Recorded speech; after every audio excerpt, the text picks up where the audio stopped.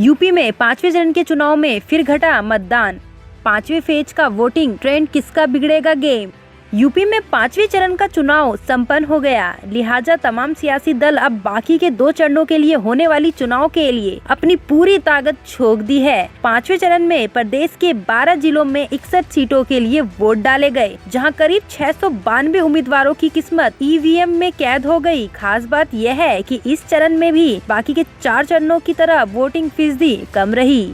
दरअसल यूपी चुनाव के 5वें चरण के अवध क्षेत्र अयोध्या से लेकर बुंदेलखंड के चित्रकूट के इलाकों की सीटों पर वोटिंग हुई। चुनाव आयोग के मुताबिक इस चरण में कुल 57.32% वोटिंग हुई, जबकि 2017 के चुनाव में इन्हीं सीटों पर 58.24% वोटिंग हुई थी। ऐसे में 5वें चरण के वोटिंग ट्रेंड को देखें तो पिछले चुनाव से 1% वोटिंग कम हुई है।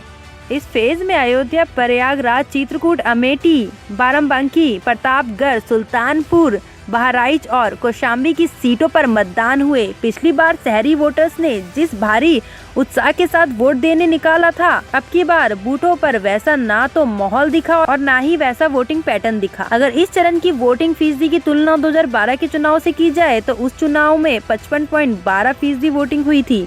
इस हिसाब से 2012 की तुलना में 2017 में वोटिंग में 3% का इजाफा हुआ था। वोटिंग फीसदी बढ़ाने से बीजेपी को जबरदस्त फायदा और विपक्षी दल को नुकसान हुआ था। वोटिंग पैटर्न का विश्लेषण करने पर साफ पता चलता है कि वोटिंग फीसदी बढ़ाने से विपक्ष को लाभ मिलता। 2017 के चुनाव पर 61 से भी 51 सीट पर बीजेपी गठबंधन को जीत मिली थी, जबकि एसपी को 5, कांग्रेस को 1, बीएसपी को 2 और निर्दलीय को 1 सीट पर जीत मिली थी। वहीं 2012 चुनाव में से इन 61 में से बीजेपी को 7, एसपी को 41, बीएसपी को 7, कांग्रेस को 6 और अन्य को 2 सीटों पर जीत मिली थी।